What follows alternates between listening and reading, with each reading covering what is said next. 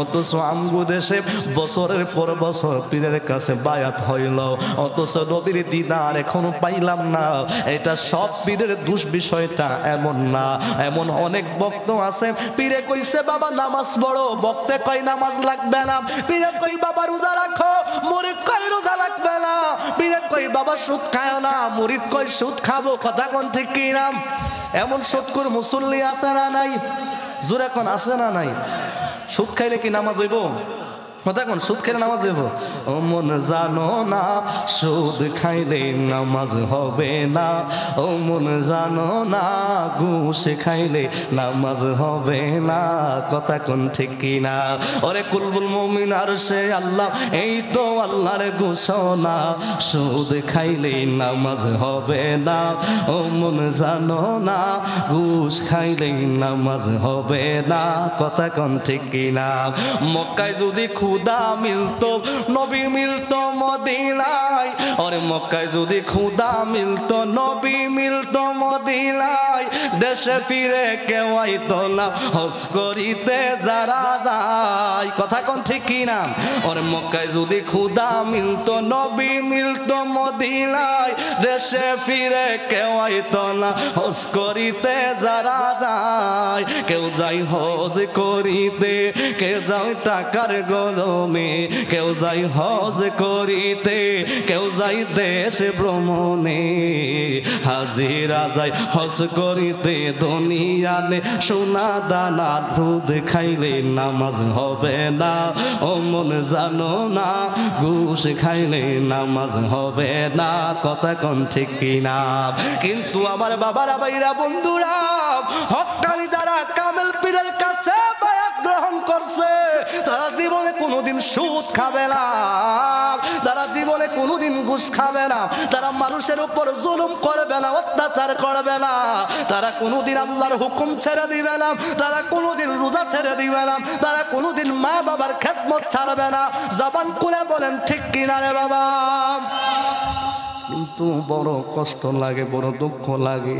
আমগো সমাজে তরিকতের নাম দিয়া অনেকে কয় নামাজ নাকি পড়া লাগে না, অথচ রাইসুল মুফাসসিরিন হযরতে আব্দুল্লাহ ইবনে মাসউদ রাদিয়াল্লাহু তাআলা, যাকে বলা হয় রাইসুল মুফাসসিরিন, মক্কার গ্রেট মুফতি যাকে বলা হয়, নবীর সাহাবীরা যদি কোনো ফতোয়ার প্রয়োজন হতো পুরুষদের ভিতরে, আব্দুল্লাহ ইবনে মাসউদ রাদিয়াল্লাহু তাআলার কাছে দৌড়ায়া যাইতেন। ওই আব্দুল্লাহ ইবনে মাসউদ রাদিয়াল্লাহু তাআলা বলেন, বুখারী শরীফের মধ্যে ইমাম বুখারী হাদিস নকল করে, হযরত আব্দুল্লাহ ইবনে মাসউদ কয়, আমি আমার নূরের নবী, মায়ার নবী, রাহমাতুল লিল আলামিন নবীর কাছে গেলাম। হাদিস শরীফের মধ্যে আব্দুল্লাহ ইবনে মাসউদ কয়, সালতুন নবী সাল্লাল্লাহু আলাইহি ওয়াসাল্লাম, আমি আমার নূরের নবীরে প্রশ্ন করলাম, জিজ্ঞাসা করলাম, আইয়ু আমালা, নবী কোন আমলের মাধ্যমে আহাব্বা ইলাল্লাহ, আল্লাহর কাছে অধিক প্রিয় হইতে পারবো? ইয়া রাসূলুল্লাহ, আমল সমূহের ভিতরে কোন আমলটা আল্লাহর কাছে সবচাইতে বেশি প্রিয়? আমার নবী ডাক দিয়া কয়া, সালাতু লিওয়াক্তিহা, সময় মতো সালাত আদায় করা, ওয়াক্ত মতো নামাজ আদায় করা। সুবহানাল্লাহ, কি বলবেন না? আজকে আমি কবরের ভিতরে আমার শোয়া দিয়া গেল, আমার ছেলেরা আমার খবরে লাইলাম, আমার মেয়েরা আমার খবরে লাইলা রে, আমার আত্মীয় স্বজনেরা খবরে নেয় না। ও আল্লাহ, আরেকটা বারের জন্য যদি আমার দুনিয়ায় যাওয়ার সুযোগ করে দিতা, আমি তোমার গোলামি করতাম, তোমার জিকির করতাম, তোমার হাবিবের উপর সালাতু সালাম দুরূদ শরীফ লাজদানা পেশ করতাম। ও আল্লাহ, আমার কি একটা বারের জন্য সুযোগ করে দেওয়া যায় না? কিন্তু ওই কবরের ব্যক্তি দুনিয়ার জমিনে নতুন করে আসার কোনো সুযোগ নাই, নতুন করে আসার কোনো সিস্টেম নাই, কিন্তু ওই গুরুস্থানে শুয়া শুয়া আজকের এই লবখার মাহফিলে আসার জন্য অনেক রুহুরা চিৎকার দিয়া কান্না করে কথা বলেন ঠিক কিনা? আরেক শ্রেণীর মানুষ যারা রাস্তাঘাটে বাড়িঘরের ভিতরে সময় নষ্ট করে, ঘরের ভিতরে অযথা ভাবে সময়টা কাটায়া দেয়। ওই মানুষগুলি আজকের মাহফিলটার মূল্যায়ন করতে পারলো না। ওই মানুষগুলি জান্নাতের বাগানের মর্যাদা বুঝতে পারলো না। ওই মানুষগুলি আফসোস করবে যেদিন কবরের ভিতরে যাবে। কথা বলেন ঠিক কিনা? আজ না হয় কাল তুমি যাইবে কবরে, যাওয়ার সময় দেখবেছে গো বাবা। আজ না হয় কাল তুমি যাইবা কবরে, যাওয়ার সময় দেখবেছে গো তোমার ছবি রইবে পরে, যাওয়ার সময় দেখবেছে গো। ঘর করলা বাড়ি করলা ছবি যাইবা ফেলে, ঘরে করলা বাড়ি করলা ছবি যাবে ফেলে, অন্ধকার কবরের ভিতরে গো তোমার ছবি রইল পরে, যাওয়ার সময় দেখবেছে গো আমার বুড়া। ও আমার যুবক ভাইয়েরা, আমি কোনো ভূমিকা নিলাম না, কথাগুলো একটু গুছানো ভাবে বলার চেষ্টা করি। এই জন্য বলি রে যুবক, রাস্তাঘাটে আর সময়টা কাটায়লাম, আর মোবাইলটার ভিতরে আজকের রাতটার জন্য একটু বিরতি নিয়ে নাও, জান্নাতের বাগানের ভিতরে ঢুকে যাও। আসেন একটু মহব্বতে আমার আল্লাহ রব্বুল আলামিনের জিকির করবো। ইসমে জাত আল্লাহ আল্লাহ আল্লাহ আল্লাহ আল্লাহ আল্লাহ আল্লাহ আল্লাহ আল্লাহ আল্লাহ আল্লাহ আল্লাহ আল্লাহ আল্লাহ আল্লাহ আল্লাহ আল্লাহ আল্লাহ। জবান খুলে আল্লাহ আল্লাহ আল্লাহ আল্লাহ। আপনার জন্য বানায়াছে গো আল্লাহ সারা দুনিয়া গো নবী নবী আপনি ইমামুল আম্বিয়া। মারহাবা আল্লাহ আল্লাহ আল্লাহ। আপনার জন্য বানায়াছে গো আল্লাহ সারা দুনিয়া গো নবী নবী আপনি নবীউল আম্বিয়া। মারহাবা আল্লাহ আল্লাহ আল্লাহ আল্লাহ। কাউসারের মালিক ভুনে কাউসার বিলাইবা, জান্নাতের মালিক নবী গো, জান্নাত বিলাওয়া আইবা গো নবী নবী আপনি নবীউল আম্বিয়া। মারহাবা আল্লাহ আল্লাহ আল্লাহ আল্লাহ আল্লাহ আল্লাহ আল্লাহ আল্লাহ। খরম বুরে আয়সা কেল্লা হিরব দেখাইলা, অন্ধকারে আয়সা কেল্লা আলো জ্বালাইলা। মারহাবা আল্লাহ আল্লাহ। জবান খুলে আল্লাহ আল্লাহ।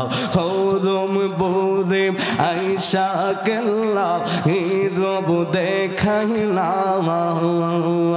অন্ধকারে আয়সা কেল্লা আলো জ্বালাইলা। মারহাবা আল্লাহ আল্লাহ আল্লাহ। মুর্শিদের প্রেম জারুন তোরে, রাসূলের প্রেম তার ভিতরে, মুর্শিদের প্রেম জারুন তোরে, রাসূলের প্রেম তার ভিতরে। তাই তো মোরা কেল্লা বাবার, তাই তো মোরা কেল্লা বাবার চরণ ধরিলাম, অন্ধকারে আয়সা গো বাজান আলো জালাইলা মারহাবা আল্লাহ আল্লাহ আল্লাহ লবঘা গ্রামে আইসা গজবে রব দেখাইলা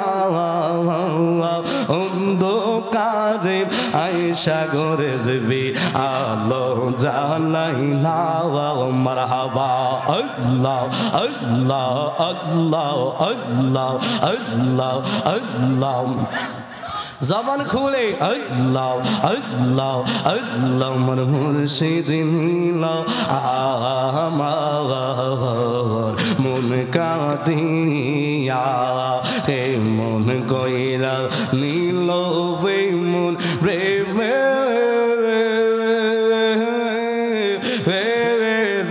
ডাক দে দে আমার মুর্শিদ নীল আমার মন কাঁদিয়া মারহাবা আল্লাহ আল্লাহ আল্লাহ লা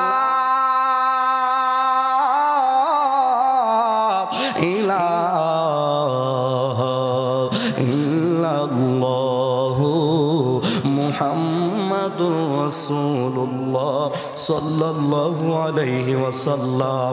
সবাই একসাথে উচ্চ স্বরে বলি আল্লাহু আকবার। আর জবান খুলে বলি ইয়া রাসূলুল্লাহ।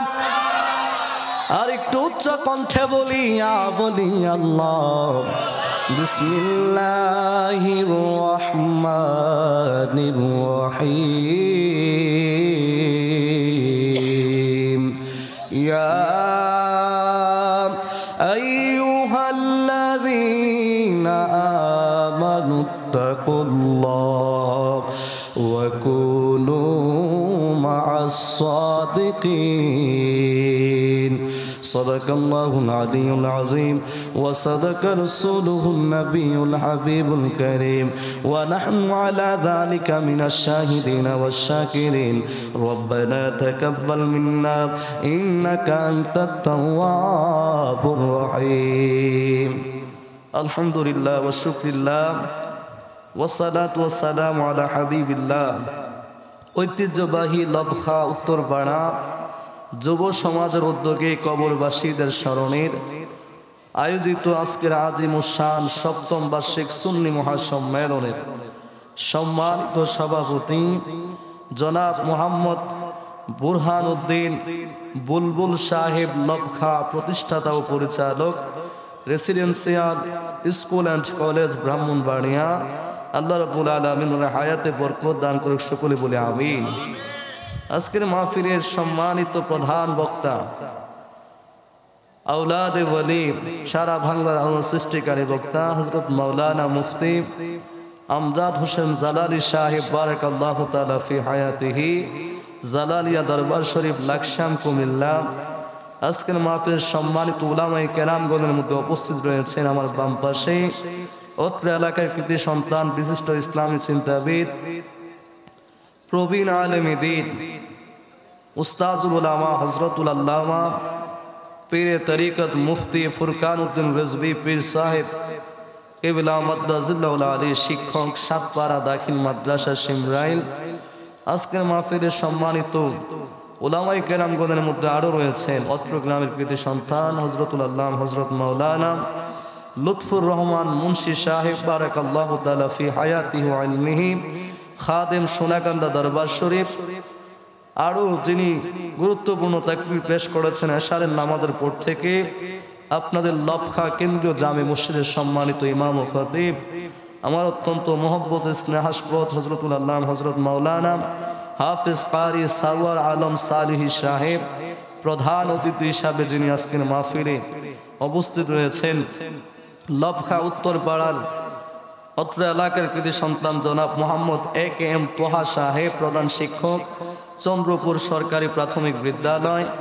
সহসভাপতি হিসাবে যারা রয়েছেন জনাব মোহাম্মদ নাজমুল হাসান রিজভী সাহেব খতিব লবখা উত্তরপাড়া রিজভিয়া জামে মসজিদ। জনাব মোহাম্মদ আবুল কালাম সাহেব লবখা উত্তরপাড়া। বিশেষ অতিথিবৃন্দ হিসেবে অনেকেই রয়েছেন AKM শামসুদ্দোহা রিপন সাহেব, মোহাম্মদ সিদ্দিকুর রহমান, মোহাম্মদ আবুল খায়ের, মোহাম্মদ ইসমাইল মিয়া, মোহাম্মদ দুলাল মুন্সি, মোহাম্মদ নুরুল ইসলাম, মোহাম্মদ সুরুজ মিয়া, মোহাম্মদ আবুল হাশেম রিজভী সহ বিশেষ করে আয়োজনে এই লবখা উত্তরপাড়া যুব সমাজ সার্বিক সহযোগিতায় লবখা উত্তরপাড়া প্রবাসী যুব সংগঠন সহ আমার ডানে বামে মঞ্চ উপবিষ্ট উলামায়ে কেরাম, মুরব্বে নিজাম, স্কুল কলেজ ইউনিভার্সিটিতে মাদ্রাসায় পড়ুয়া শিক্ষার্থী ভাই বন্ধুরা, বিভিন্ন পেশায় নিয়োজিত শ্রমিক, ড্রাইভার, দিনমজুর, কৃষক, ব্যবসায়ী, চাকরিজীবী, প্রবাসী, সকল পেশার সকল শ্রেণীর আমার তরিকতপন্থী ইমানদার মুসলমান বাবা ভাইয়েরাম, পর্দানিশীন মা ও বোনেরাম, সবার প্রতি আমি আবারও সালাম পেশ করছি। আসসালামু আলাইকুম ওয়া রাহমাতুল্লাহি ওয়া বারাকাতুহু ওয়া মাগফিরাহ। বাবারা আমার, আমি প্রথমে বলেছি আপনাদেরকে বেশি সময় কষ্ট দিব না, ভূমিকাও নিব না।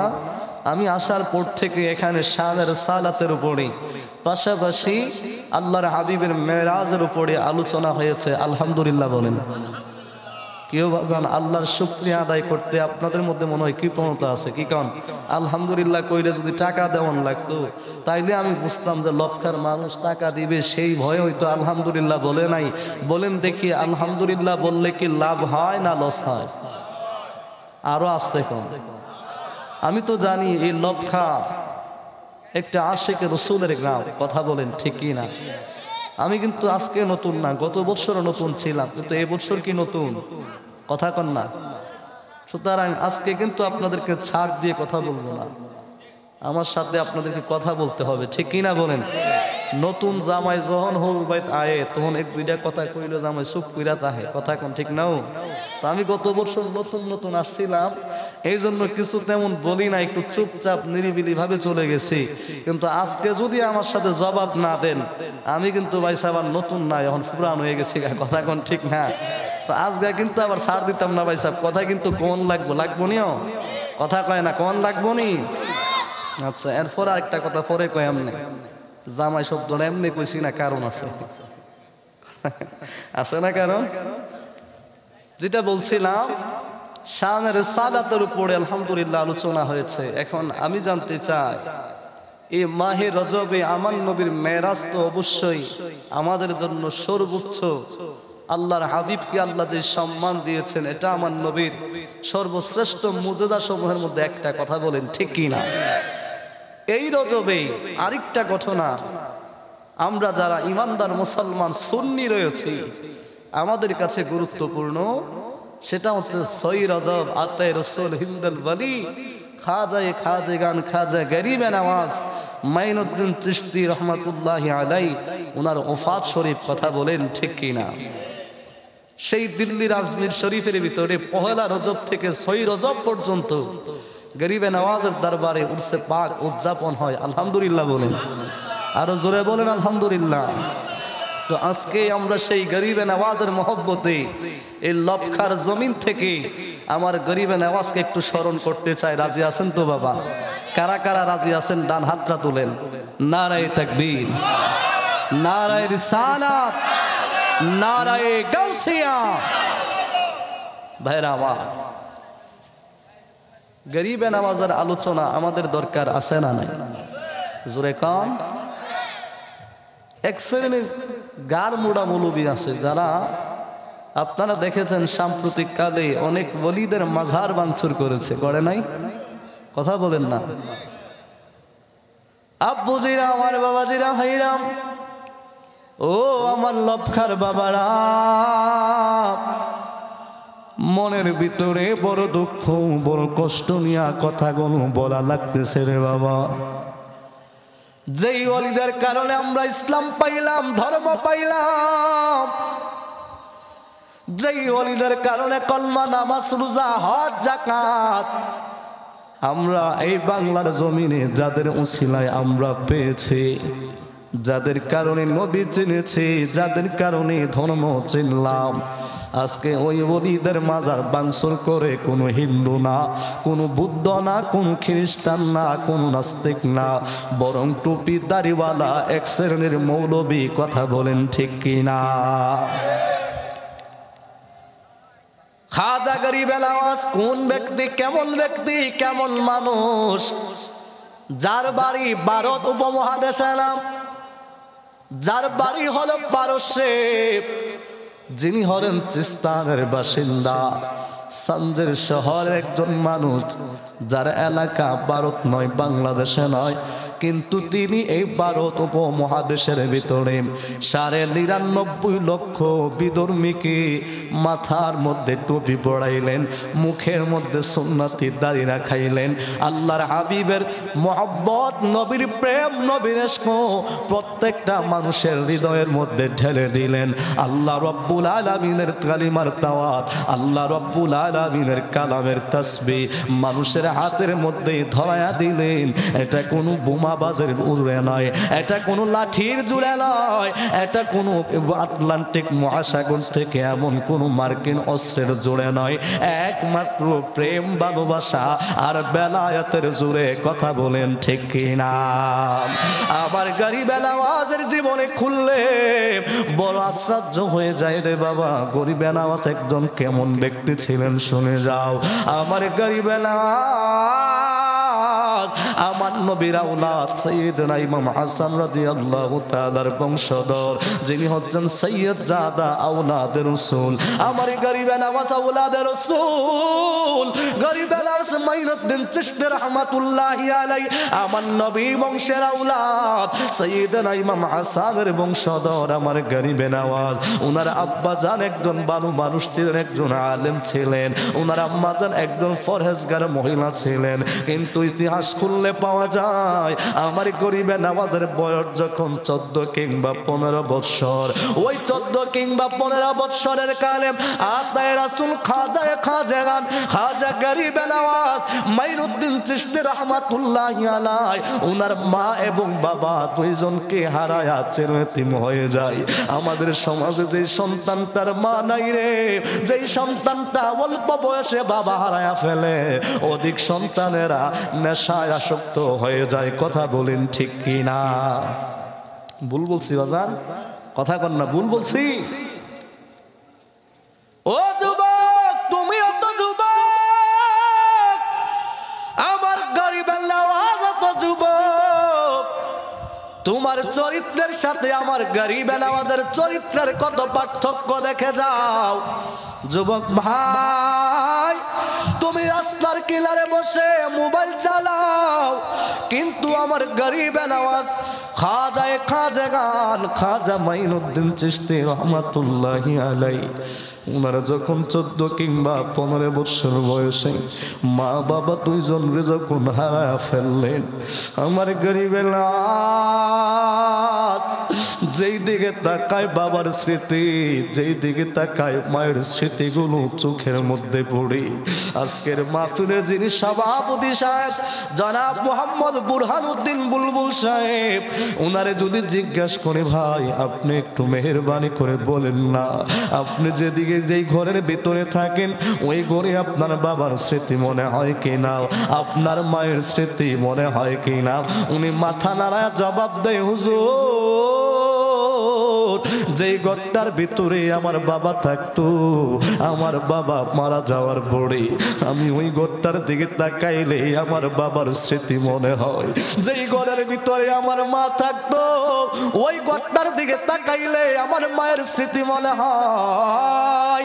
যেই জায়গাটাই বাবা চেয়ার দিয়া বসতো ওই জায়গাটাই দেখলে বাবার স্মৃতিগুলো মনে হয়।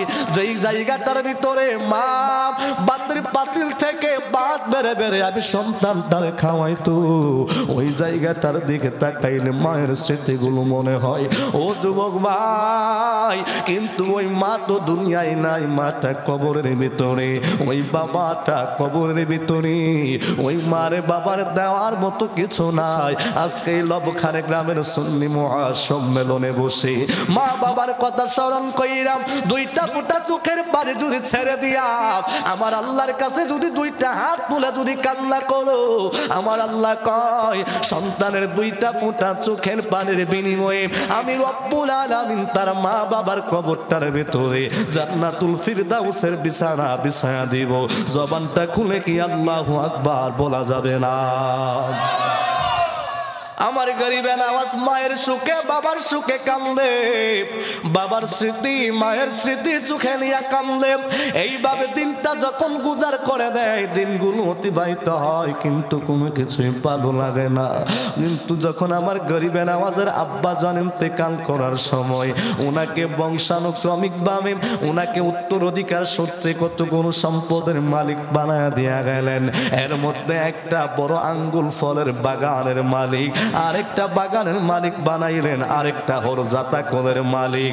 উনি এইভাবে দুইটা বাবার প্রত্যেক সম্পদের মালিক হইলেন। কিন্তু গরিবে নামাজের কোনো ভাই নাই, কোনো বোন নাই, মা বাবার একমাত্র সন্তান। উনি সারাদিন নামাজের পরে যেই সময়টা থাকে, উনি বাগানের ভিতরে ঘোরাঘুরি করে আর আমার নবীর উপরে দরুদ পড়ে। হঠাৎ করে তাকায়া দেখে রে, চৈত্র মাসের রৌদ্রের ভিতরে একজন মুরব্বী মানুষ, একজন বৃদ্ধ মানুষ ওই বাগানের ভিতরে রৌদ্রের মধ্যে প্রচন্ড রৌদ্রের তাপে উনি ক্লান্ত হইয়া বাগানের ছায়ার ভিতরে আশ্রয় নিলেন। এমন সময় আমার গরিবে নামাজ ওই মুরব্বীর কাছে গেলেন, যায় ডাক দিয়া বলে, চাচা আপনার বাড়ি কোথায়, কোথায় যাইবেন, কেন এখানে আপনি আসছেন? মুরব্বী ডাক নিয়া কই, যুবক আমার বাড়ি অনেক দূরে, আমি মুসাফির মানুষ, সফরে রয়েছে, আমি ক্লান্ত হয়ে গেছে, এজন্য আমি বিশ্রাম নিলাম, আমার একটু পানি তুমি পান করাইতে পারবা কিনা? জোরে জোরে কি আল্লাহু আকবার বলবেন না? আমার গরিবে নামাজ পানি আনার জন্য রওনা দিলেন। ওনার মধ্যে চিন্তা আসলো, এই মুরব্বী মুসাফির মানুষ, আমি তিনি আমার কাছে পানি চাইলেন, আমি তো চাইলে উনারে আরো সেবা দিতে পারি, আমি তো চাইলে উনারে আরো খেদমত করতে পারি। আমার গরিবে নামাজ নিজের বাগান থেকে বেছে বেছে পাকা পাকা আঙ্গুর গুনা পারলেন। ওই আঙ্গুল গুলার একত্রিত কইরা আঙ্গুলের রস গুলা দিয়ে একটা জুস বানাইয়া আমার গরিবে নামাজ ওই মুরব্বীর কাছে নিয়ে বলেন, চাচা এই নেন আপনি সর্বত্রা জুসটা পান করেন। মুরব্বী ডাক দিয়া কই, যুবক আমি চাইলাম তোমার কাছে পানি, তুমি আমার দিনা কেন জুস কিংবা শরবত? ডাক দিয়া বলেন, চাচা আপনি আমার বাগানের ভিতরে বসেছেন, এই বাগানটা আমি যুবকের একটা বাগান, আমার মা নাই, আমার বাবা নাই, আমার মা যদি থাকতো এই গরমের ভিতরে আমি আমার মারে শরবত বানায়া খাওয়াইতাম, আমার বাবা যদি থাকতো আমি আমার বাবার শরবত বানায়া খাওয়াইতাম, আমার মা নাই, আমার বাবা নাই, আমি কার সেবা করব, কার খেদমত করব? আপনি তো আমার বাবার বয়সী, এই জন্য আমি আপনার একটু সেবা করতে চাই, একটু খেদমত করতে চাই। জোরে জোরে কি আল্লাহু আকবার বলবেন না? বাবাকে তোমার কাবা জানিও, মদিনা জানিও মাকে, যদি গো তারা বেঁচে থাকে। ও আমি সে বিলাই সেবিতে পারি নাই, আমি সে বিলাই সেবিতে পারি নাই, আমার পিতা মাতার চরণ সেবিও নবীর উম্মত, সেবিও নবীর উম্মত। আল্লাহু আকবার কি বলবেন না? ও ভাই তুমি জানোনি আমার গরিবে নামাজ যেই মাত্র জুসের গ্লাসটা মুরব্বীর হাতে দিলেন, ওই মুরব্বী যখন জানতে পারলেন আমার গরিবে নামাজের মা নাই বাবা নাই, ওই মুরব্বী ডাক নিয়ে কই, বালক তোমার মা নাই বাবা নাই, এই জন্য তুমি এত আদর্শবান কেমনে হইলা, তুমি কেমনে আমার এত সুন্দর করে বাবার মতো খেদমত করলাও? আমার গরিবে নামাজ ডাক দিয়া বলে, চাচা এইটা তো আমার নবীর আদর্শ, এইটা তো আমার নবীর সুন্নাত, মুসাফিরদেরকে সাহায্য করা, সেবা করা, এটা তো আমার নবী শিক্ষা দিয়েছেন। এই সবই আদর্শ আমার ভিতরে আছে, আমার আব্বা জান আমার শিক্ষা দিয়েছে, আমার আম্মা জান আমার আদর্শ শিক্ষা দিয়েছে। এইভাবে যখন বলতে শুরু করে দিলেন, ওই মুরব্বী আবার সুন্দর করে ওনার শরবতটা পান করলেন। শরবতটা পান করার পর ডাক দিয়া কই, যুবক যুবক রে, তুমি তো আমারে তোমার কাছে ঋণী বানায়া দিলাও, আমার কাছে তো তোমার কাছে তো আমি ঋণী হয়ে গেলাম। আমি কেমন করে তোমার থেকে ঋণের পরিত্রাণ পাবো? তুমি তো আমার সেবা করলা, এর বিনিময়ে তোমারে আমি কি দিব? আমার গরিবে নামাজ কই আমার কিছুই দরকার নাই, শুধুমাত্র আমার মা বাবার জন্য আপনি একটু দোয়া করে দিবেন। বলেন আল্লাহু আকবার। কিন্তু ওই লোকটা ডাক দিয়া বলে, ও মঈনুদ্দিন, আমি তোমার মা বাবার জন্য দোয়া করব, শুধু এর ভিতরেই তোমার থেকে আমি ঋণের পরিত্রাণ পাবো না, কিন্তু আমিও তোমার কাছে একটা জিনিস দেব তোমাকে, এর বিনিময়ে আমিও তোমার কয়েকটা জিনিস দিতে চাই। কি দিবেন আপনি আমার একটু বলেন। এবার ওই লোকটা কি করলেন জানেননি? ওনার থদের ভিতর থেকে একটা রুটির টুকরা বের করলেন। ওই রুটির টুকরাটা ছোট ছোট কইরা তিনটা টুকরা বানাইলো। ওই তিনটা টুকরারে এবার ডাক দিয়া কই, মঈনুদ্দিন তুমি তোমার মুখটা এবার খোলো। একটা একটা কইরা রুটির টুকরা দেয়, একটা একটা কইরা এইভাবে তিনটা রুটির টুকরা যখন দিলেন, ডাক দিয়া কই, মঈনুদ্দিন, ও মঈনুদ্দিন, কেমন লাগে, কেমন স্বাদ তুমি পাইলা? আমার গরিবে নামাজ কই, জীবনের কত রুটি খাইলাম, জীবনের কত জায়গার রুটি খাইলাম, কিন্তু এত স্বাদের রুটি আমি মঈনুদ্দিনের জীবনে কোনোদিন খাই নাই। জোরে জোরে কি আল্লাহু আকবার বলা যাবে না? ও বন্ধুরে, ও আমার লাভখার বাবা, ওই মুরব্বী আবার ডাক দিয়া কই, মঈনুদ্দিন, তুমি আমার চিননি, তুমি আমার পরিচয় জাননি? বলে না, আমি আপনার চিনি না, আপনার পরিচয় আমি জানি না। ডাক দিয়া কই, আমার নাম হলো, আহারে আমার নাম হলো সুফি শেখ ইব্রাহিম কুন্দুবি রহমাতুল্লাহি আলাইহি। জোরে জোরে কি আল্লাহু আকবার বলবেন না? তিনি সাধারণ কেউ না রে, তিনি হচ্ছেন তৎকালীন জামানার এমন একজন আল্লাহর ওলি, যার নাম হলো শেখ কুন্দুবি রহমাতুল্লাহি আলাইহি। এবার ডাক দিয়া কই, মঈনুদ্দিন, ও মঈনুদ্দিন, তুমি আবার তোমার চক্ষু দুইটা বন্ধ করো। আমার গরিবে নামাজ চক্ষু দুইটা বন্ধ কইরা দেখে রে, আগে যদি চক্ষু বন্ধ করতে অন্ধকার দেখা যায়, কিন্তু এখন চক্ষু বন্ধ করলে অন্ধকার না, আল্লাহর গোটা দুনিয়া দেখতে পাই। জোরে জোরে কি আল্লাহু আকবার বলবেন না? কেউ বাজার কি রুটি খাওয়াইলো, রুটি খাওয়ানোর পরে আপনি চোখ বন্ধ করেন, অন্ধকার দেখা যায়। কথা কোন ঠিক না? জোরে কোন ঠিক নিও। হাই রে, রুটির ভিতরে কি ওইটা তো দুনিয়ার সাধারণ কোন রুটি না। বেলায়েতের দৃষ্টি দিয়া, বেলায়েতের তাওয়াজ্জু দিয়া আমার গরিবে নামাজকে বেলায়েতের মালামাল বানায়া দিছে। আমার গরিবে নামাজ আমার চক্ষুটা খুললেন, চক্ষু খুইলা দেখে যে মুরব্বী উনারে রুটি দিলেন, এই চক্ষু খোলা এবং বন্ধের মাঝখানে ওই মুরব্বী এবার বাগান ছেড়ে চলে গেলেন। আমার গরিবে নামাজ বেকার হয়ে গেলেন, চিন্তিত হয়ে গেলেন, হাই হাই কি হলো, কে আসলো, কে আমারে রুটি বানায়া দিল, কে আরে আমি শরবত খাওয়াইলাম, মুহূর্তের ভিতরে যেন আমার জীবনটারে কেমন পরিবর্তন করে দিল। আমি জানতে চাই, আল্লাহর ওলিরা চাইলে সাধারণ মানুষ থেকে অসাধারণ বানাইতে পারে কি পারে না? আর জবান খুলে বলেন, পারে কি পারে না? কেউ বুঝিতে পারে না রে কামিল পীরের খেলা, আমার ওলি আল্লাহর খেলা। কোন ঠিক কিনা? 36 বৎসরে কারো জ্ঞান কি ফুটে না,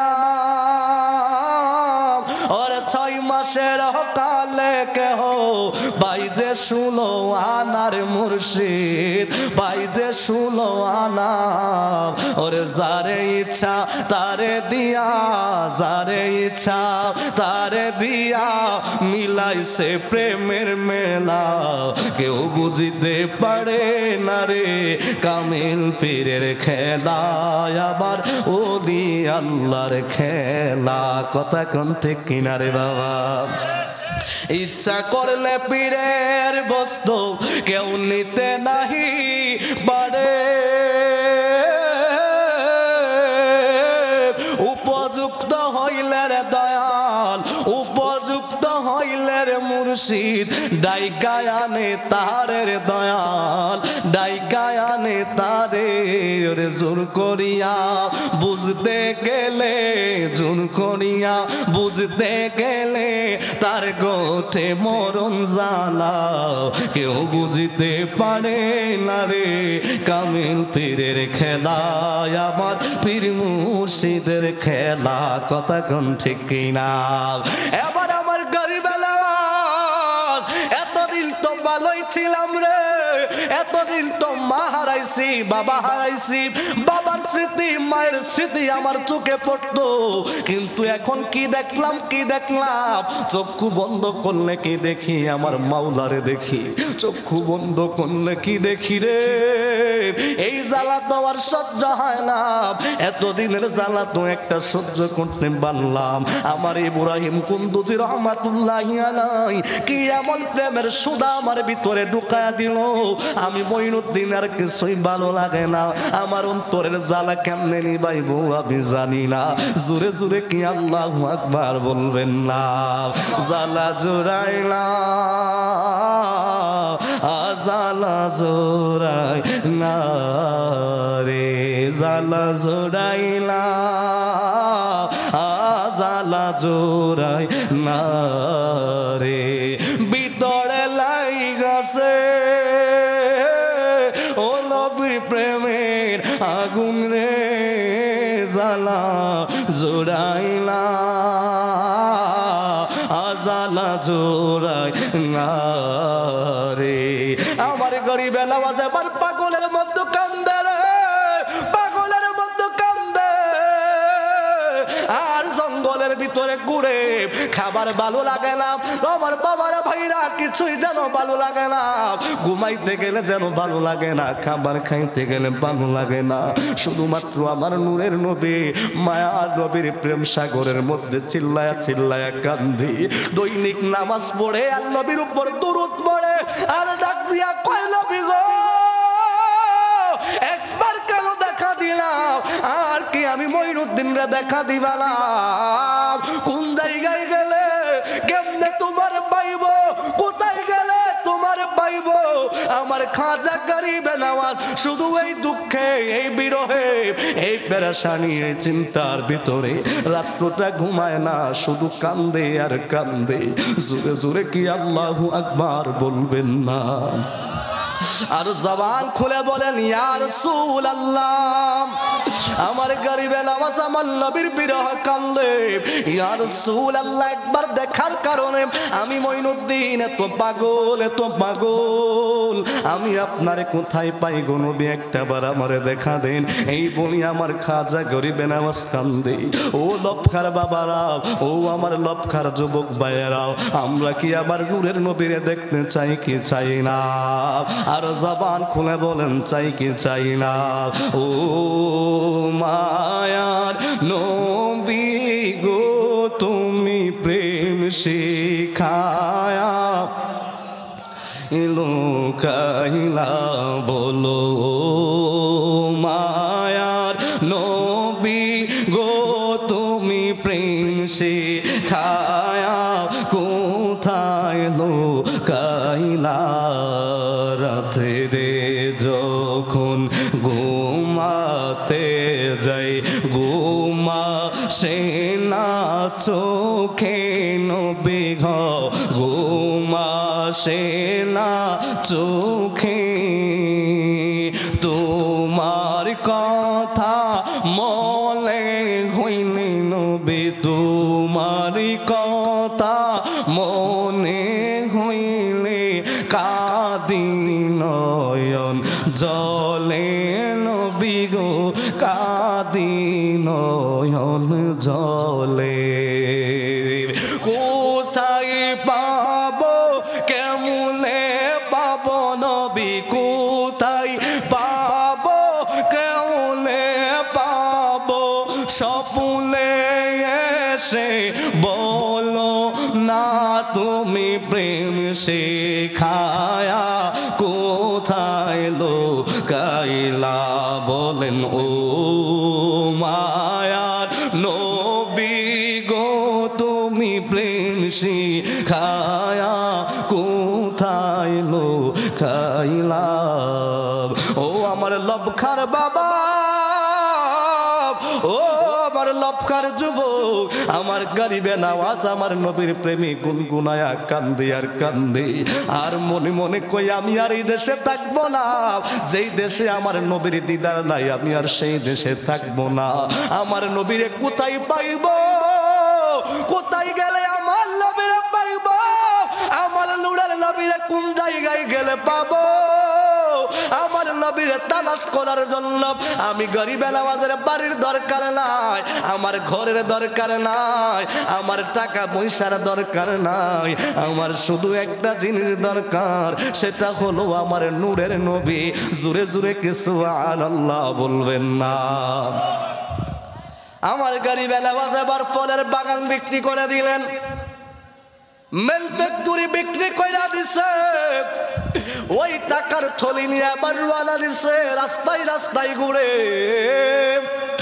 আর যত ভিক্ষুক পাওয়া যায়, গরিব মানুষ পাওয়া যায়, তাদের কাছে সেই স্বর্ণ মুদ্রা গুলা দান করা শুরু করে দিলেন। আর মনে মনে আমার নূরের নবীর প্রেম অন্তরের ভিতরে জপে রাখলেন, নবী গো কোথায় গেলে আপনারে পাবো, কোথায় গেলে আপনারে দেখবো, কোথায় গেলে আমি ইব্রাহিম কুন্দুজিরে খুঁজে পাবো, কেমনে আমার নূরের নবীরে পাবো, কোন জায়গায় গেলে আমি নবীরে দেখবো। এই চিন্তা এই পেরেশানিতে রাস্তায় ঘুরে আর টাকা পয়সা দান করা শুরু করে দিলেন। এইভাবে যাইতে যাইতে মানুষ জিগায় কোথায় যাও, কয় আমি আমার নূরের নবীরে খুঁজতেছি, আমি আমার মায়ার নবীরে খুঁজি, কোথায় গেলে আমি আমার নূরের নবীরে খুঁজে পাইব। এমন সময় একজন ব্যক্তি জানিয়ে দিলেন, ও মঈনুদ্দিন তুমি কি জানো না, মঈনুদ্দিন যদি নূরের নবীরে পাইতে চাও কামেল পীরের কাছে যাইতে হবে। আমার আল্লাহ রব্বুল আলামিন কুরআনুল কারীমের মধ্যে জানিয়ে দিলেন, ইন্না রাহমাতাল্লাহি করিবুম মিনাল মুহসিনিন। আমার আল্লাহ কয় নিশ্চয় আমি আল্লাহর রহমত যদি তালাশ করো, ইন্না রাহমাতাল্লাহি আমি আল্লাহর রহমত যদি পেতে চাও, করিবুম মিনাল মুহসিনিন মুহসিনিন বান্দাদের কাছে যাও। এই মঈনুদ্দিন তুমি যদি নবীরে পাইতে চাও কামেল পীরের কাছে যাও। জোরে জোরে কি আল্লাহু আকবার বলা যাবে না? আমারে মনে জল্পনা কল্পনা নবী যাব আমি সোনার মদিনা, যাব আমি সোনার মদিনা, বাবা যাব আমি সোনার মদিনা, নবী নবী গো যাব আমি সোনার মদিনা। বলো আমার মনে জল্পনা কল্পনা নবী যাব আমি সোনার মদিনা, যাব আমি সোনার মদিনা, নবী নবী গো যাব আমি সোনার। মনটায় আমার অনেক খুশি নবীজিকে ভালোবাসি, মনটায় আমার অনেক খুশি নবীজিকে ভালোবাসি, ভালোবেসে তৃপ্তি মিটেলা নবী, ভালোবেসে তৃপ্তি মিটেলা নবী নবী গো যাব আমি সোনার মদিনা। বলেন যাব আমি সোনার মদিনা, নবী যাব আমি সোনার মদিনা, নবী নবী গো যাব আমি সোনার মদিনা।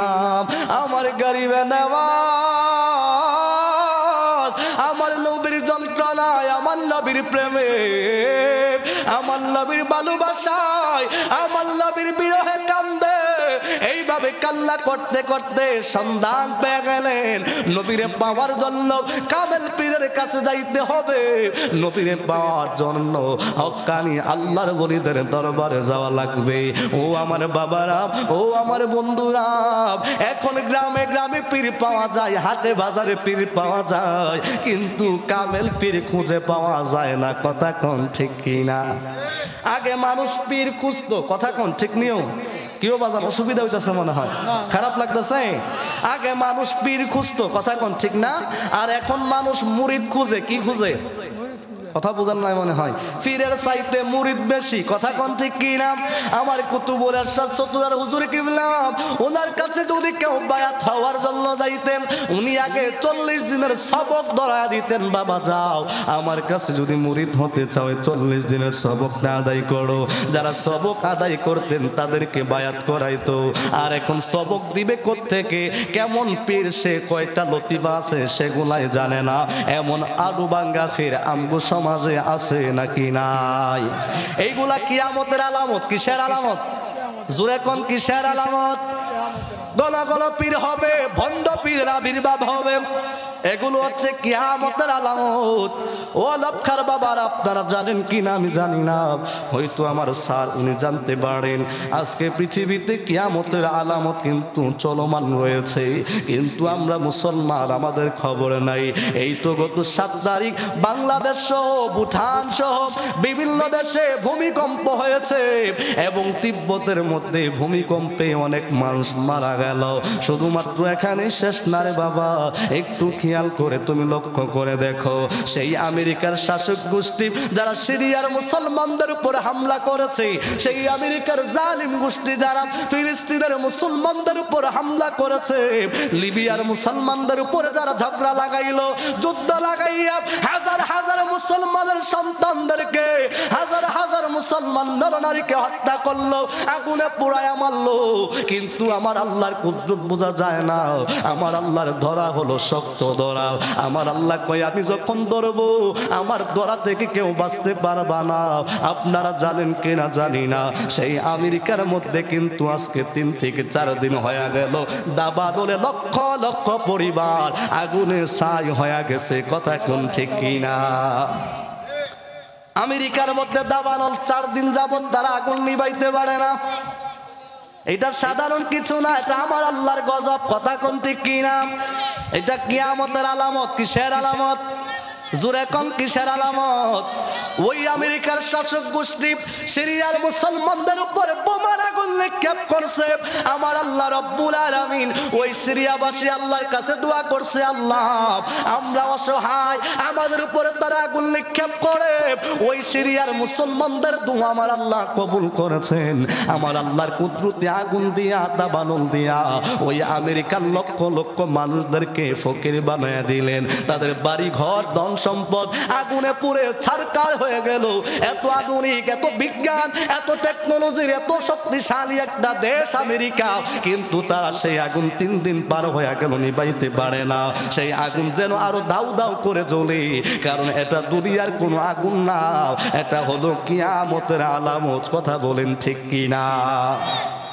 আমার নূরের নবী কই কিয়ামতের আগে ছোট ছোট কত আলামত দেখা যাবে, এই আলামতের ভিতরে ঘন ঘন ভূমিকম্প হবে, ঠিক কি না? এখনকার ভূমিকম্প ঘন ঘন হয়নি, আপনাদের মনে আছে কিনা জানি না। গত বছর তুরস্কের মধ্যে ভূমিকম্পে একজন মুরব্বী ব্যক্তি, উনি মিডিয়ার সামনে উনি একটা রিপোর্ট দিলেন, বললেন আমি গতকালকেও 4টা বিল্ডিং এর মালিক ছিলাম, আমি কোটি কোটি মিলিয়ন ডলারের মালিক আমি ছিলাম, কিন্তু রাতের ভিতরে এই ভূমিকম্প আবার বাড়িঘর সব ধ্বংস করে দিল। আজকে আমি 1 টাকারও মালিক না। দেখেন আমি মানুষের কাছ থেকে শরণার্থী হইয়া একটা রুটির মালিক হইলাম। ও লক্ষার বাবারে, আমার আল্লাহ যদি চাই সকাল বেলার ধনীরে বিকাল বেলা ফকির বানাইতে পারে, আবার সকাল বেলার ফকির রে আমার আল্লাহ ধনী বানাইতে পারে, কি পারে না?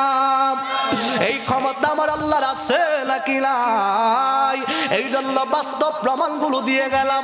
ও আমার ভাইরা, মানুষের উপর জুলুম কইরেন না, মানুষের উপর অত্যাচার কইরেন না। কেন কইবেন না জানেননি?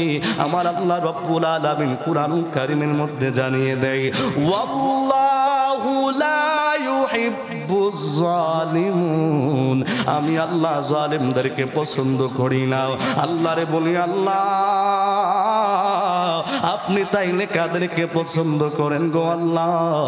আমার আল্লাহ জবাব দেয়, ওয়াল্লাহু ইউহিব্বুল মুহসিনিন, আমি আল্লাহ মুহসিন যারা, আমি আল্লাহ নেককার যারা, সালেহ বান্দা যারা, ওলি হয়ে গেছে যারা, আমি আল্লাহ ওই মুহসিনিন নেককার ওলিদেরকে পছন্দ করি। আল্লাহু আকবার কোন, আর জবান খুলে বলেন ইয়া রাসূলুল্লাহ। আমরা কি ওলিদের সাথে থাকতে চাই কি চাই না? আমরা কি ওলিদেরকে ভালোবাসতে চাই কি চাই না?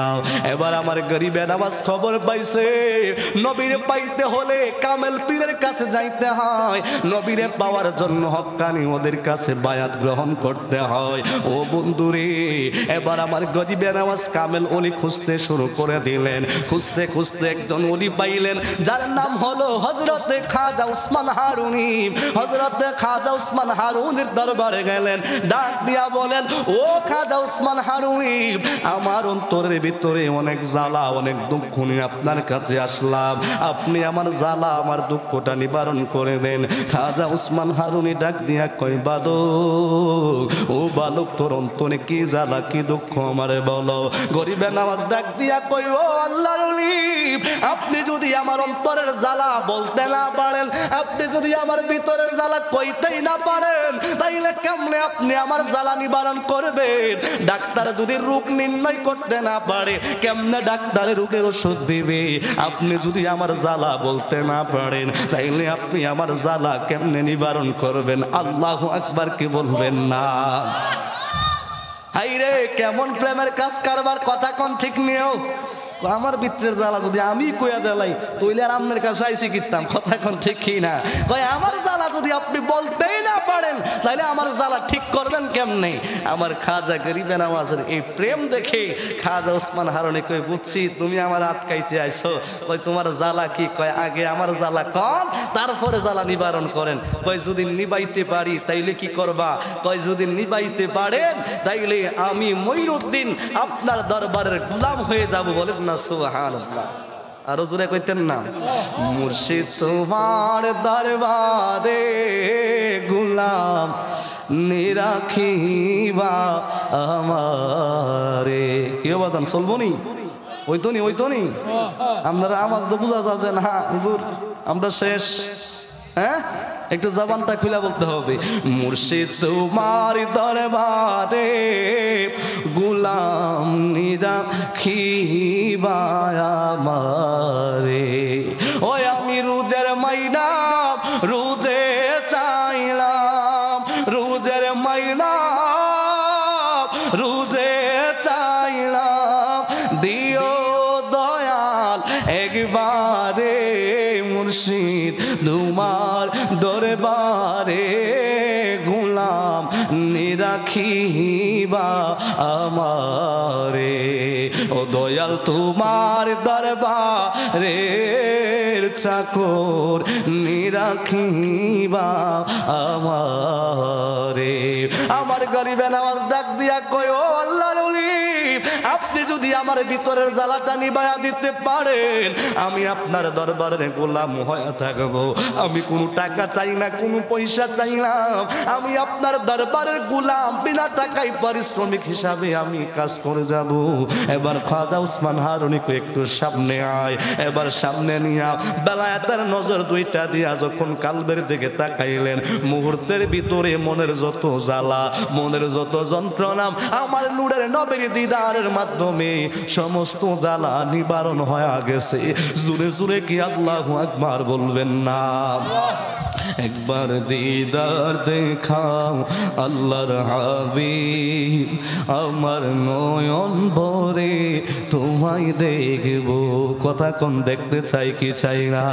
বাবারে মনটারে নরম করে দিয়ে আমার সাথে সাথে বলেন, একবার দিদার দেখাও আল্লাহর হাবিব, আমার নয়ন ভরে তোমায় দেখব, আমার পরাণ ভরে তোমায় দেখব, আমার পরাণ ভরে তোমায় দেখব, মনের স্বাদ মিঠায়া তোমায় দেখবো একবার দিদার দেখাও আল্লাহর হাবিব আমার নয়ন ভরে তোমায় দেখবো একবার দিদার দেখাও আল্লাহর হাবিব আমার নয়ন ভরে তোমায় দেখবো তোমার মধুর কালাম আমি শুনবো তোমার মধুর কালাম আমি শুনবো মনের স্বাদ মিঠায়া আমি শুনবো দিলের স্বাদ মিঠায়া আমি শুনবো একবার দিদার দেখাও আল্লাহর হাবিব আমার নয়ন ভরে তোমায় দেখবো নবীরে দেখতে চান কি চান না আমার গলিবেলা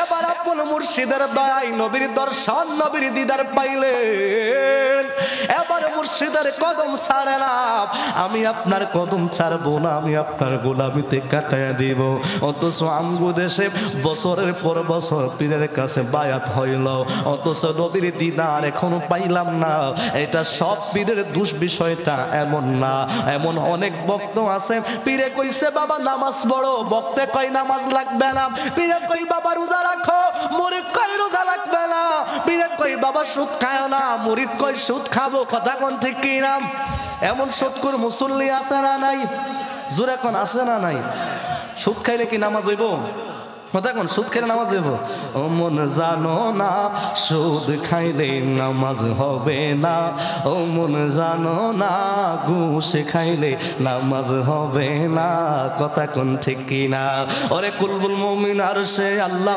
এই তো আল্লাহর ঘোষণা সুদ খাইলে নামাজ হবে না ও মন জানো না ঘুষ খাইলে নামাজ হবে না কথা কোন ঠিক কি না মক্কায় যদি খুদা মিলতো নবী মিলতো মদিনায় और মক্কায় যদি খুদা মিলতো নবী মিলতো মদিনায় দেশে ফিরে কেউ আইতো না হজ করিতে যারা যায় কথা কোন ঠিক কি না और মক্কায় যদি খুদা মিলতো নবী মিলতো মদিনায় দেশে ফিরে কেউ আইতো না হজ করিতে যারা যায় কেউ যায় হজ করিতে কেউ যায় টাকার গরমে কেউ যায় হজ করিতে কেউ যায় দেশ ভ্রমণে হাজিরা যায় হজ করিতে দুনিয়ানে সোনা দানা দুধ খাইলে নামাজ হবে না ও মন জানো না ঘুষ খাইলে নামাজ হবে না কথা কোন ঠিক কিনা কিন্তু আমার বাবারা ভাইরা বন্ধুরা হক্কানি যারা কামেল পীরের কাছে বায়াত গ্রহণ করছে তারা জীবনে কোনোদিন সুদ খাবে না তারা জীবনে কোনোদিন ঘুষ খাবে না তারা মানুষের উপর জুলুম করবে না অত্যাচার করবে না তারা কোনোদিন আল্লাহর হুকুম ছেড়ে দিবে না তারা কোনোদিন রোজা ছেড়ে দিবে না তারা কোনোদিন মা বাবার খেদমত ছাড়বে না জবান খুলে বলেন ঠিক কিনা রে বাবা কিন্তু বড় কষ্ট লাগে বড় দুঃখ লাগে আমগো সমাজে তরিকতের নাম দেয়া অনেকে কয় নামাজ নাকি পড়া লাগে না অথচ রাইসুল মুফাসসিরিন হযরত আব্দুল্লাহ ইবনে মাসউদ রাদিয়াল্লাহু তাআলা যাকে বলা হয় রাইসুল মুফাসসিরিন মক্কার গ্রেট মুফতি যাকে বলা হয় নবীর সাহাবীরা যদি কোনো ফতোয়ার প্রয়োজন হতো পুরুষদের ভিতরে আব্দুল্লাহ ইবনে মাসউদ রাদিয়াল্লাহু তাআলার কাছে দৌড়ায়া যাইতেন ওই আব্দুল্লাহ ইবনে মাসউদ রাদিয়াল্লাহু তাআলা বলেন বুখারী শরীফের মধ্যে ইমাম বুখারী হাদিস নকল করে হযরত আব্দুল্লাহ ইবনে মাসউদ কয় আমি আমার নূরের নবী মায়ার নবী রাহমাতুল লিল আলামিন নবীর কাছে গেলাম হাদিস শরীফের মধ্যে আব্দুল্লাহ ইবনে মাসউদ কয় সালফুন নবী সাল্লাল্লাহু আলাইহি ওয়াসাল্লাম আমি আমার নূরের নবীরে প্রশ্ন করলাম জিজ্ঞাসা করলাম আইয়ু আমালা নবী কোন আমলের মাধ্যমে আহাব্বা ইলাল্লাহ আল্লাহর কাছে অধিক প্রিয় হইতে পারবো ইয়া রাসূলুল্লাহ আমল সমূহের ভিতরে কোন আমলটা আল্লাহর কাছে সবচাইতে বেশি প্রিয় আমার নবী ডাক দিয়া কইয়া সালাতু লিওয়াক্তিহা সময় মতো সালাত আদায় করা ওয়াক্ত মতো নামাজ আদায় করা সুবহানাল্লাহ কি বলবেন না আব্দুল্লাহ ইবনে মাসউদ বলে তারপরে আমি জিজ্ঞাসা করলাম নবী গো ও মায়ের নবী তারপরে কোন আমল? আমার নবী কয় কি জানেননি? নবী আমার বলে বিররুল ওয়ালিদাইন, মা বাবার প্রতি সদাচরণ করা। আল্লাহু আকবার কোন। আস্তে কইলেন বাজান কি ও মা বাবার খেদমত দরকার নাই মনে হয়? আসেনিও কথা কয় না। আমার নবী বলেন প্রথম নম্বরে সময় মতো সালাত আদায় করা, দ্বিতীয় নম্বরে মা বাবার খেদমত করা। আব্দুল্লাহ ইবনে মাসউদ কই নবী গো তারপরে কোনটা?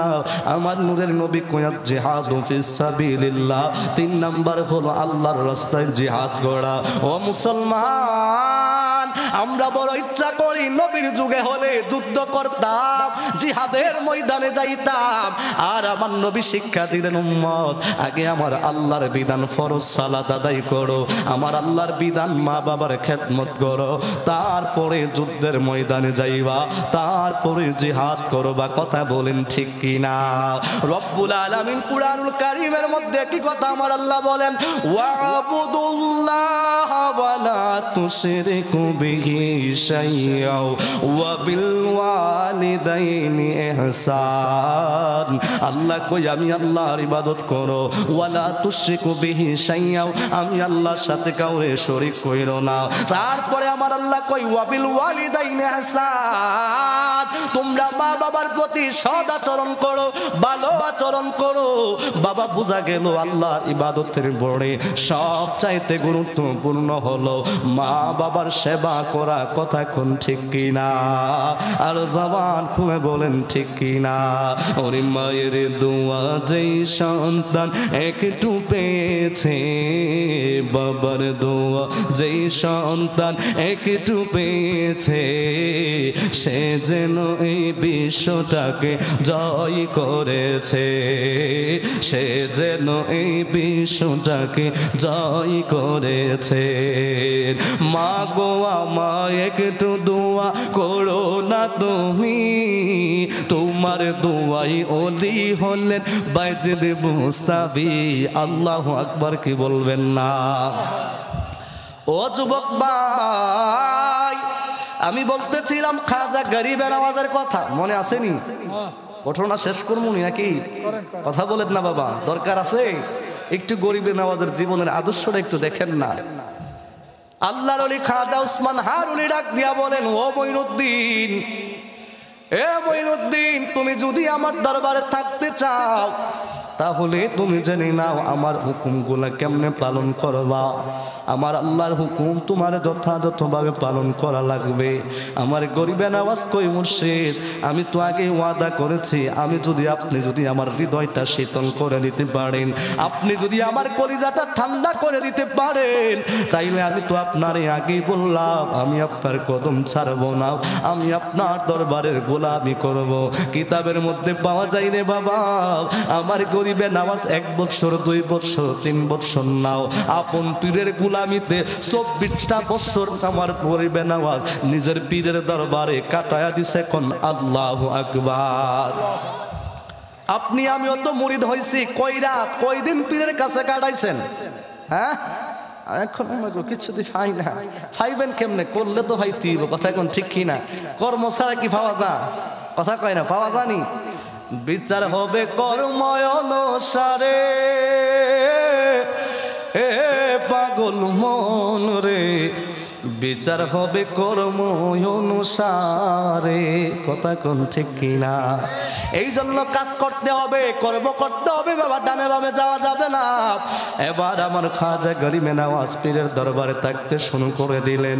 দিন যায়, সপ্তাহ যায়, মাস যায়, বছর যায়, কোনো পারিশ্রমিক নেয় না। হঠাৎ করে একদিন সকাল বেলায় আমার গরিবে নওয়াজ কাপড় ধুইতেছিলেন আপন মুর্শিদের খাজা উসমান হারুনের জুব্বা ধুইতেছিলেন কূপের কাছে বৈশা। এমন সময় দেখা যায় রে হাতের মধ্যে দুধ নিয়া কলা নিয়া নিজের পীরের দরবারের দিকে আস্তে আস্তে রওনা দিলেন। হযরতে গরিবে নওয়াজ তাকায়া দেখে ওই মহিলাটা সুন্দরভাবে হাসি খুশি ভাবে আপন পীর ও মুর্শিদ খাজা উসমান হারুনের দরবারে দুধ কলা নিয়া পীরের দরবারে গেলেন। খানেকার ভিতরে ঢুকলেন, ঢুকার পরে কিছুক্ষণ অতিবাহিত হয়ে গেল। কিছু সময় যাওয়ার পরে ওই দিক দিয়ে খাজা গরিবে নওয়াজ কাপড় কাপড় দৌত করে মহিলা কিছুক্ষণ পরে কাঁদতে কাঁদতে ঘর থেকে বের হয়ে গেলেন। কান্না করতে করতে দৌড়ায় ঘর থেকে বের হয়ে যায়, কিন্তু হাতের মধ্যে দুধ নাই, কলা নাই, কিন্তু মহিলাটার মুখের মধ্যে হাসি নাই। ওই মহিলাটা কান্না করতে করতে বের হয়ে যায়। পথের মধ্যে আমার গরিবে নওয়াজ হাত দিয়া মহিলাটারে থামায়া দিলেন, ডাক দিয়ে বলেন, মা, ও আমার মা, মারে মা গো,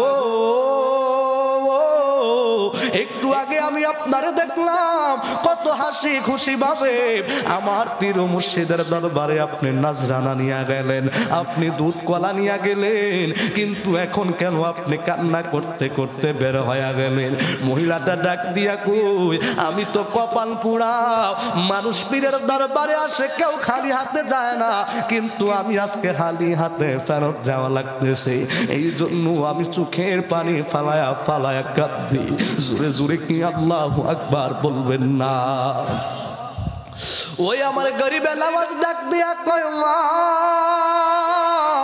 ও আমার মা, আমার পীর ভাইয়েরা কেউ আবার পীরের দরবার থেকে খালি যায় না, আপনি কেন এই দরবার থেকে খালি ফেরত যাবেন? কেন আপনি কান্দেন? আপনার দুঃখ কি, আপনার জ্বালা কি আমারে বলেন। ডাক দিয়া কই, বালক ও মঈনুদ্দিন, যার কাছে দুঃখ বলার তার কাছে বললাম, তিনি তো কোনো সুরাহা দিলেন না, তিনি তো কোনো সমাধান দিলেন না, বরং আমার জ্বালাটা তিনি আরো বাড়ায়া দিলেন। ডাক দিয়া কয়, মা, তোমার কি জ্বালা আমার একটা বার বলো, কি যন্ত্রণা নিয়ে তুমি আসছো আমার একটা বারের জন্য বলো। মহিলাটা ডাক দিয়া কই, মঈনুদ্দিন, আমার বৃদ্ধ বয়সে আমি বার্ধক্য হয়ে গেলাম, আমার স্বামীর সাথে আমার ঝগড়া হয় প্রতি রাত্রে, আমার স্বামী আমারে বলে আমি যদি সন্তান দিতে না পারি আমার স্বামী নাকি আমার তালাক দিয়া দিবে। আমার জীবনটা তো অতি আনন্দের সাথে চলতেছিল, কিন্তু আমার কোনো সন্তান নাই, আমার কোনো সন্তান না হওয়ার কারণে আমার স্বামী আমারে জানায়া দিছে এই বছরে আমি যদি তার সন্তান দিতে না পারি তাইলে আমার স্বামী বলছে আমারে তালাক দিয়া দিবে। এই জন্য আমি কাঁদতে কাঁদতে আমার পীরের কাছে আসলাম, আমি খাজা ওসমান হারুনের কাছে আসলাম, উনি আল্লাহর কাছে যেন একটু দোয়া করেন, আল্লাহ যেন আমার সন্তান দান করে।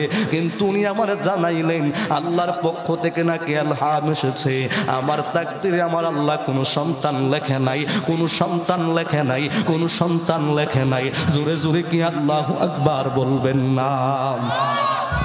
ও বাবা, সন্তান দেওয়ার মালিক কে? জবান খুলে বলেন কে? সন্তান দেওয়ার মালিক আল্লাহ, হায়াতের মালিক আল্লাহ, রিজিকের মালিক আল্লাহ, সব কিছুর মালিক আমার আল্লাহ। সন্তান দেওয়ার মালিকও আমার আল্লাহ, ছেলে দেওয়ার মালিকও আল্লাহ, মেয়ে দেওয়ার মালিকও আল্লাহ। কিন্তু আমাদের সমাজও এখন প্রচলিত আছে, একটা মহিলার ঘরে যদি একাধিক মেয়ে সন্তান জন্ম হয়, ওই মহিলার ঘরের সংসারের মানুষগুলো তার দিকে ভালো চোখে তাকায় না, তার ভালো দৃষ্টিতে দেখে না। সমাজের মানুষ তার পিছনে সমালোচনা করে, আসে না নাই? কথা কোন আছে না নাই? সমাজের মানুষ তার নিয়ে গানা বাজনা করে, সমালোচনা করে। অথচ আমার নবী বলেন, যার ঘরে একটা কন্যা সন্তান হলো, ওই সন্তানটারে যদি মেয়ের মতো মানুষের মতো মানুষ করে সুপাত্রের কাছে বিবাহ দিতে পারে, আমার নূরের নবী কয় ওই সন্তানটার কারণে আমার আল্লাহ তার একটা জান্নাতের মালিক বানায়া দিবে। কেউ যদি দুইটা কন্যা সন্তানকে লালন পালন করে দুইটা জান্নাতের মালিক বানায়া দিবে। অনেক বাবা ভাইয়েরা মেয়ে হওয়ার কারণে স্ত্রীর উপরে রাগ করেন, চেহারাটা মলিন করেন। ও ভাই, তুমি জানোনি আমার নূরের নবীর কোন সালে সন্তান ছিলেন না? যারা ছিলেন অল্প বয়সে আমার আল্লাহ নিয়ে গেছে, কিন্তু আমার নবী কোনোদিন মেয়েদের উপর অত্যাচার করে নাই। আমার নবী জীবনে কোনোদিন মেয়ে হওয়ার কারণে কষ্ট নেন নাই। আমার নবী রাহমাতুল লিল আলামিন নিজের মেয়েদেরকে আরো ভালোবাসতেন, আরো মহব্বত করতেন। কথা বলেন ঠিক কিনা? এই জন্য আমি আজকে এই লবখার মাহফিল থেকে মিডিয়ার মাধ্যমে যারা ওয়াজটা পড়ে শুনবেন, আপনাদের কাছে আমি অনুরোধ করি, মেয়ে হওয়ার কারণে রাগ কইরেন না। ছেলের যদি দিতে হয় আল্লাহ দিবে, মেয়ে যদি দিতে হয় সেটাও আল্লাহ দিবে। এই জন্য মহিলার উপর কোনো জুলুম নির্যাতন কইরেন না, কারণ ছেলে দেওয়ার মালিক মহিলা না, মেয়ে দেওয়ার মালিক মহিলা না, ছেলে মেয়ে সন্তান দেওয়ার মালিক একমাত্র আমার আল্লাহ। কথা কোন ঠিক না? মাওলা তুই রে তুই আউয়ালো আখেরে, মাওলা তুই রে তুই, মাওলা তুই রে তুই আউয়ালো আখেরে, মাওলা তুই রে তুই। পানিতে ডোবাইয়া মাওলা কিয়ামত দেখালে, মাওলা কিয়ামত দেখালে। জরি তুফানে নূহ নবীর, জরি তুফানে নূহ নবীর কিস্তিকে বাঁচালে, মাওলা তুই রে তুই, মাওলা তুই রে তুই আউয়ালো আখেরে, মাওলা তুই রে তুই। আল্লাহুম্মা সাল্লি আলা মাওলানা মুহাম্মদ ওয়া আলা আলি সাইয়্যিদিনা মাওলানা। বাবা মনে আসেনি কোথায় ছিলাম? হ্যাঁ, আমার গরিবের আওয়াজ ডাক দিয়া বলে মা, এই জায়গাতেই তো ছিলাম নাকি? ও মা, মা কেন তুমি কান্দো? ডাক দিয়া বলে মঈনুদ্দিন, আমি কান্দি একটা মাত্র কারণ, কারণ যদি এই বৃদ্ধ বয়সে যদি আমার সন্তান না হওয়ার কারণে আমার স্বামী যদি আমার তালাক দিয়া দেয়, আমার যাওয়ার মতো আর কোনো জায়গা নাই। কারণ আমার মাও নাই, আমার বাবাও নাই, আমার ভাই বোন আত্মীয় স্বজন আপনজন কেউ নাই। এই বৃদ্ধ বয়সে যদি আমার তালাক যদি দিয়া দেয়, আমি কোথায় যাব, কার কাছে আশ্রয় নেব? একমাত্র মৃত্যু ছাড়া আমার আর কোনো উপায় নাই। এই জন্য সর্বশেষ আশা ভরসা নিয়া আমি আমার পীরের দরবারে এসেছিলাম, কিন্তু আমার জানাইলেন আল্লাহ নাকি আমার তাকদিরে সন্তান লেখে নাই। এই জীবন রাখবো না, এই জীবন আমি দিয়া দিব, এই জীবন আমি রাখবো না বলে মহিলাটা কান্দে। আমার গরিবের আওয়াজের বড় মায়া লাইগা গেছে রে, বড় মায়া লাইগা গেছে মহিলাটারে দেখা। আমার গরিবের আওয়াজ ডাক দিয়া কয় মা, মা, মা, ও মা তুমি তোমার কান্না বন্ধ করো। ও মা তুমি জানো নি আমি মঈনুদ্দিনের তো মা নাই, আমি মঈনুদ্দিনের তো বাবা নাই, তোমার মতন আমিও তো এতিম, আমারও তো যাওয়ার কোনো জায়গা নাই। চলো তুমি আরেকটা বারের জন্য উসমান হারুনের দরবারে তোমার হইয়া আমি মঈনুদ্দিন আরজি দিব। জুড়ে জুড়ে কোন আল্লাহু আকবার, আর জবান খুলে বলেন ইয়া রাসূলুল্লাহ। রহমতে আলম নবী নূরে মুজাসসাম, রহমতে আলম নবী নূরে মুজাসসাম, সাহাবীরা আতর বানায় ওই নবীজির গাম। নারায়ে তাকবীর, নারায়ে রিসালাত। প্রধান বক্তার আগমন, জালালি সাহেবের আগমন, আমজাদ হোসেন জালালি সাহেবের আগমন, লবখা গ্রামের পক্ষ থেকে নারায়ে তাকবীর, নারায়ে রিসালাত। সকলে বলি মারহাবা, আর একটু জোরে কোন মারহাবা। আপনারা সবাই খুশি না বেজান? কেউ বাজান খুশি না বেজান? আপনারা গত বছর শিডিউল ছিল আমার ভাইজান আগে আলোচনা করে চলে গেছেন, আমি পড়েছিলাম ঠিক না? এই বছর একটু চেঞ্জ হয়েছে, ভাইজান পড়ে আমি আগে। আলহামদুলিল্লাহ কইতেন না? আরো জয় কোন আলহামদুলিল্লাহ। বাবা আমি বক্তা বসায় ওয়াজ করি না, কিন্তু সর্বশেষ একটা কথাই বলে যাই, পীরের দরবারে যদি খালেস নিয়ত নিয়ে যদি কেউ চাইতে পারে, সেই ব্যক্তিটা কখনো খালি হাতে ফেরত যায় না। কথা কোন ঠিক কি না? যদি পীর যদি কামেল হয়, পীর যদি কি হয়, কথা কয় না, পীর যদি কি হয় কামেল, ফোর কি বেনামাজি মনে হয় নাকি? কথা কন না কা?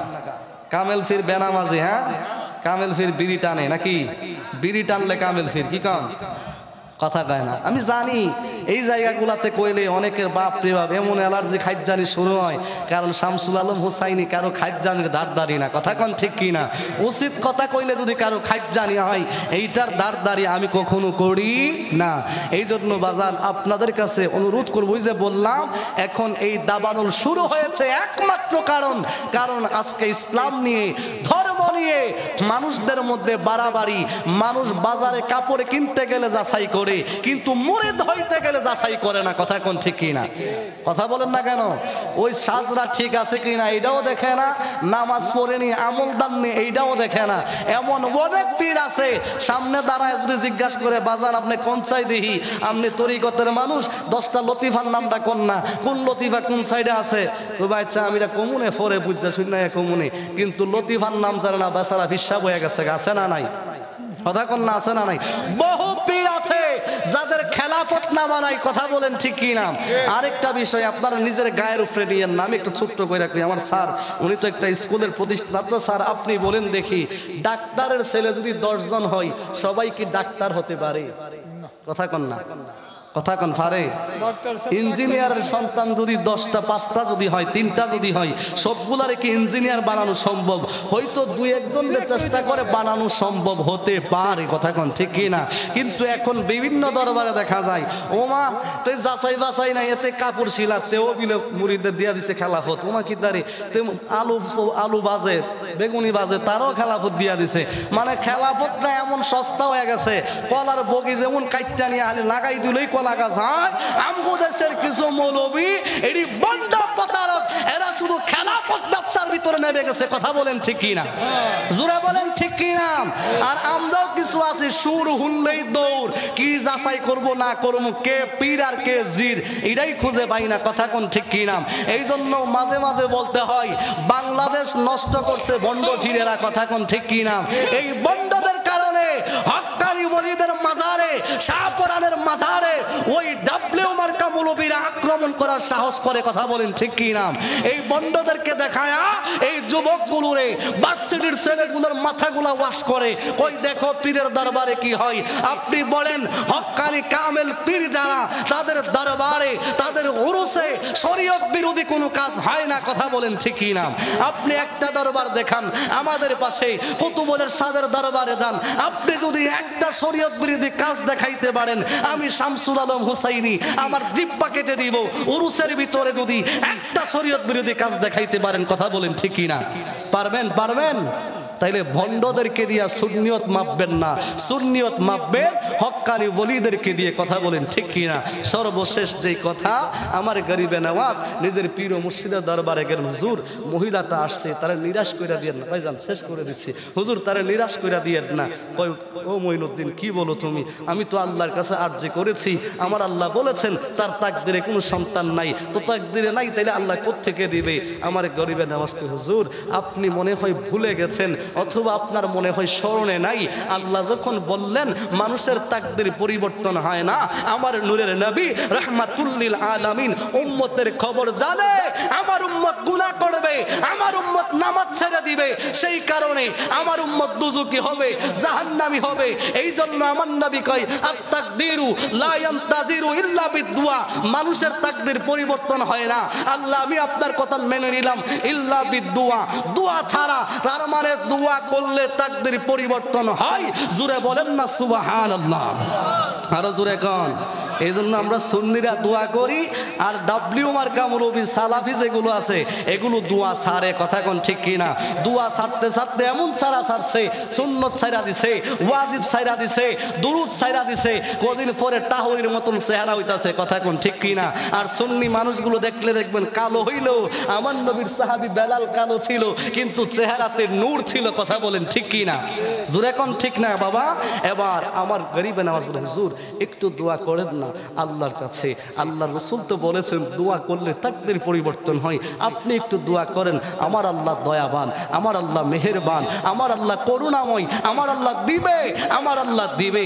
এত আরজের পরে কই মঈনুদ্দিন শুধু তোমার জন্য আমি হাত তুললাম। এবার খাজা ওসমান হারুনি হাত তুললেন। আমার গরিবে নওয়াজ পেছন থেকে মসজিদের সাথে হাত তুলে দোয়া করে, আল্লাহ তোমার তাকদিরে না থাকলে যদি তুমি দিতেই না পারো, মানুষের তাকদিরে না থাকলে যদি তুমি দিতে না পারো, তাইলে কি তুমি কি এতই কৃপণ যে তুমি দিতে পারো না? তোমার দরবারে নাই আল্লাহ ওই মহিলার তাকদিরে আছে কিনা নাই আমি মঈনুদ্দিন জানতে চাই না, কিন্তু তোমার কুদরতের দরিয়ায় আমি মঈনুদ্দিন ভিক্ষা চাই, আমার পীর ও মুর্শিদের যেন কলঙ্ক না হয়। মহিলাটার একটা সন্তান দিয়া দাও, বলেন না সুবহানাল্লাহ। আর জোরে বলেন। এবার এলহাম আসছে, এ উসমান হারুনি দোয়া নামাও, হাত নামাও, আর কিছু বলা লাগবে না, যাও মহিলাটারে শুভ সংবাদ দিয়া দাও, তাকে আমার আল্লাহ একটা সন্তান দিয়া দিছে। সুবহানাল্লাহ কোন, আরো জোরে বলেন সুবহানাল্লাহ। এবার প্রেমের কালেকশনটা আরো বাড়ছে নিও। এবার খাজা উসমান হারুনি কই, আল্লাহ এটা কোন প্রেমের মধ্যে ফালাইলেন? এখন কইলেন তাকদিরও নাই, এখন কই থেকে আইলো? তখন আমার আল্লাহ জানায়া দিলেন, ও উসমান হারুনি তুমি তো আমি আল্লাহর তাকদির পর্যন্ত আর সামনে যাও নাই, কিন্তু তোমার যে মুরিদ, তোমার যে ভক্ত ওই গরিবে নওয়াজ মঈনুদ্দিন আমি আল্লাহর তাকদীরের উপরে, আমি আল্লাহর কুদরতের দরিয়ায় জোশ দিয়ে দিয়েছে। বলে আল্লাহ মানুষের তাকদীরে না থাকতে পারে, তুমি তো কুদরতের মালিক, কোন বললে ফায়াকুন হয়ে যায়, সুতরাং তুমি দিতে পারো। মহিলাটার নিরাশ কইরো না, তুমি বলেছো লা তাহনাতু বিরহমাতিল্লাহ, তোমার রহমত থেকে যেন নিরাশ না হই, আল্লাহ তুমি দিয়ে দাও। আমার মঈনুদ্দিন যখন আমার কুদরতের আদরের ভিতরে হাত ঢুকায়া দিলেন, কুদরতের চাদরে প্রেম ঢুকায়া দিলেন, আমি আল্লাহ সহ্য করতে পারি নাই। মহিলার তাকদিরে না থাকা সত্ত্বেও দুয়ার বদলতে আমি আল্লাহ দিয়ে দিয়েছি, বলেন না সুবহানাল্লাহ। আজকে এই যুবক ভাইয়েরা এই দুয়ার ব্যবস্থা করেছেন, কথা বলেন ঠিক কি না? আল্লাহ যেন এই প্রবাসী যুবক ভাইয়েরা সহ এই এলাকার লবখা গ্রামের উত্তর পাড়ার যুব সমাজ যারা এই মাহফিলটা প্রতি বছর করে, আল্লাহ যেন তাদেরকে কবুল করে সকলে বলে আমিন, আর জবান খুলে বলে আমিন। আমি শেষ বেলায় আপনাদেরকে দাওয়াত দিচ্ছি, আপনাদের পাশেই যে নিব্রা দরবার শরীফে একটি মাদ্রাসা আছে, আপনারা অনেকে জানেন তো নাকি? কথা বলেন, জানেন তো? আপনাদের সন্তানদেরকে সুন্নি মাদ্রাসায় ভর্তি করাবেন। এই মাদ্রাসাটার পরিচালনার দায়িত্বে আমি গুনাহগারও রয়েছি। ওই যে বলছিলাম প্রথমে, আপনারা অনেকে আমাকে চিনেন, আবার অনেকে নাও চিনতে পারেন। আমি আপনাদের এলাকার জামাই, কিভাবে নিব্রার বুরহান হুজুরের ছোট মেয়ের জামাতা আমি, সেই হিসাবে আপনাদের এলাকার আমি জামাই, কিন্তু আমি ওই মাদ্রাসাটা পরিচালনা করি।